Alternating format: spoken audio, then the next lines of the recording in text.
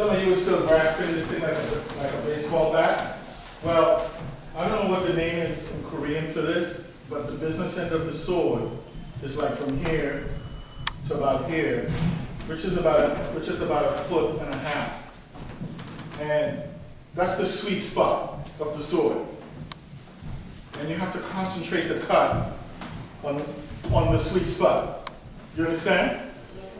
I mean, I wish I had a couple of like volleyballs or something like that in here, or soccer balls, because I'll bounce it towards you, and when you hit it, you'll know where the sweet spot is on the sword, because that's the only place that will hit the ball. You understand? Yes, sir. But, okay, now, there's the sweet spot, because that's where you're going to get the most leverage. Now, if you grip the sword like a baseball bat, he can take that. You see how I'm gripping it like a baseball bat? Because you see how it's forcing my shoulder to go up as I push? No. If you roll your hand on top of the blade like you're supposed to, and you find the sweet spot of your sword, very little energy to put him down.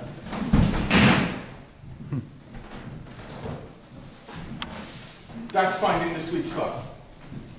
You understand? Yes, sir. So focus your cut right about from here to there, not the whole blade. This is just a straight cut, straight downward chop, literally. But there is a pushing cut and a pulling cut, which we'll get into once you get used to handling the sword a little bit more. Now, if you recall, when we were doing armbar, we started out here, right? And we started out with the left foot forward. And what did I do?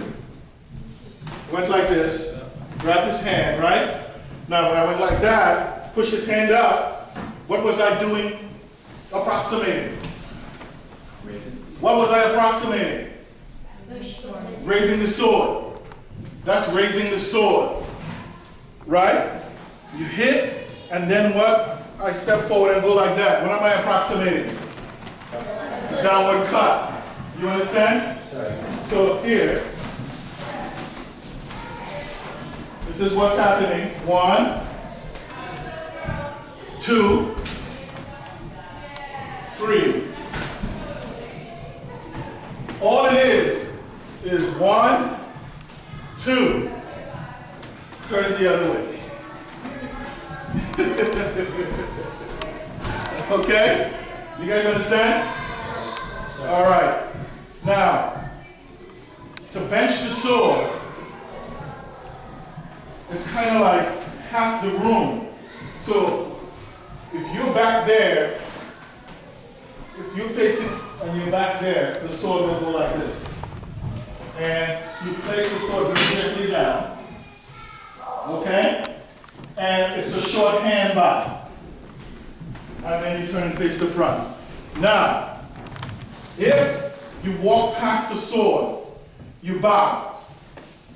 And by bowing, using a hand bow, a short hand bow, is always acknowledging where that sword is.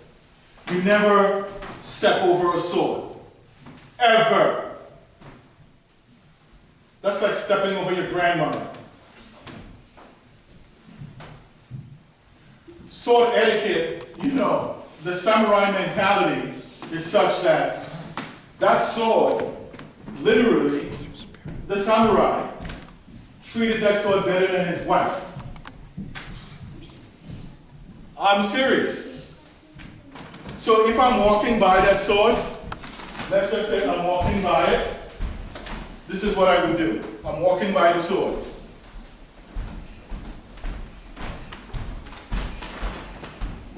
You have to have that kind of awareness about it. If I go to pick it up, I'm not going to, not this. The sword deserves more respect than that from your body. So if I'm going to pick the sword up, here's what happens. You see how straight my back was? You don't go kind of like, all right. Because you have to develop an attitude in your body when it comes to your relationship with this thing that's almost like regal, like royalty kind of feeling in your body. You don't slouch around the sword. You understand? Yes, sir. You understand? Yes, sir. Okay? You don't put the sword under your armpit like that, like Tamir is doing right now. All right? You don't do that either. What did I say about holding it? Either you hold it in your right hand with the edge down, like so. Right, Tamir? So do it. Edge down. That's edge up.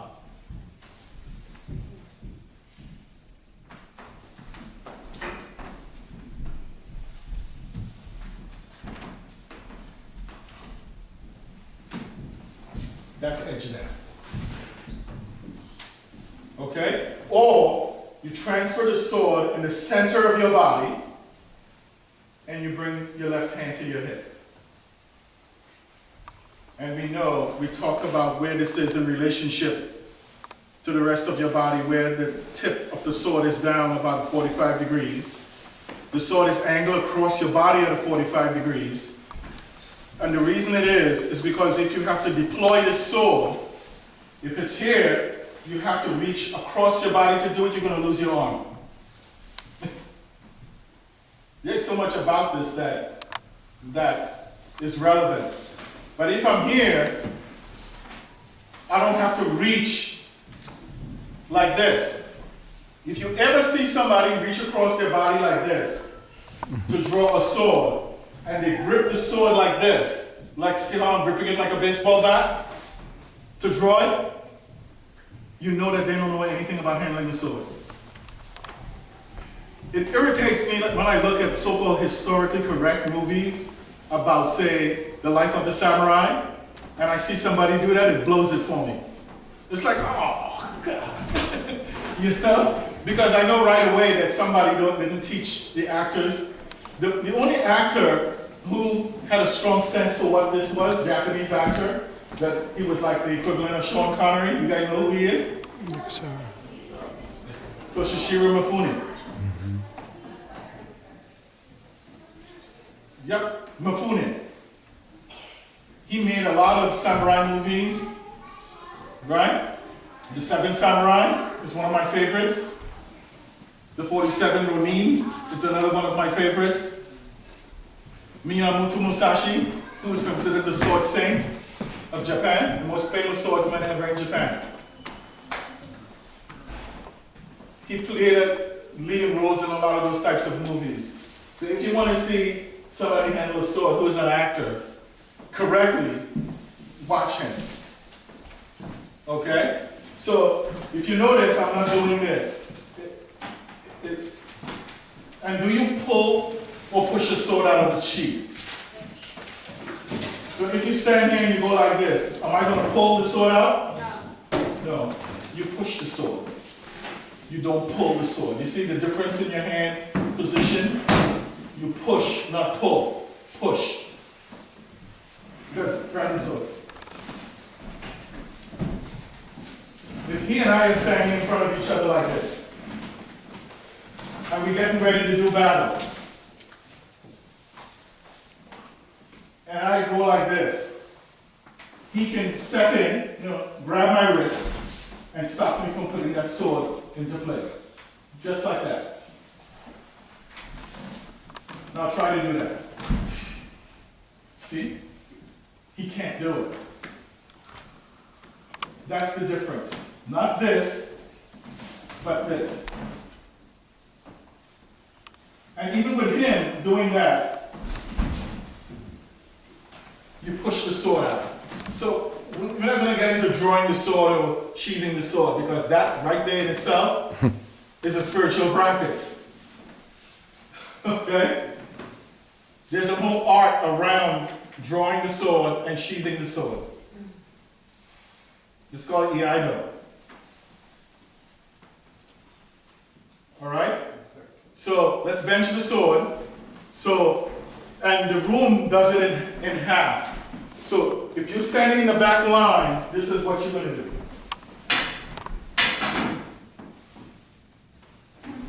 If you're standing in the front line, the sword has to be on the side of the room. So half of you, your sword is going to be over there with the tip pointing towards there and the edge towards the wall. So do it. And half of you over guys are here, you bench the sword on this side of the room. Go ahead, bench the sword. The tip is pointing to the front and the edge towards the wall. Right.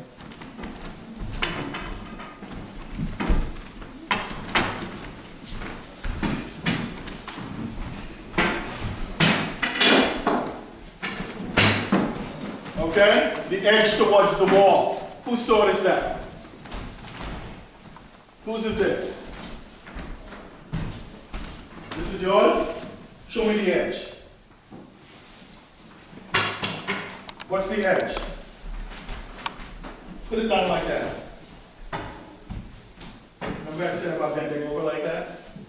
Right. You don't do that. All right? Thanks, guys.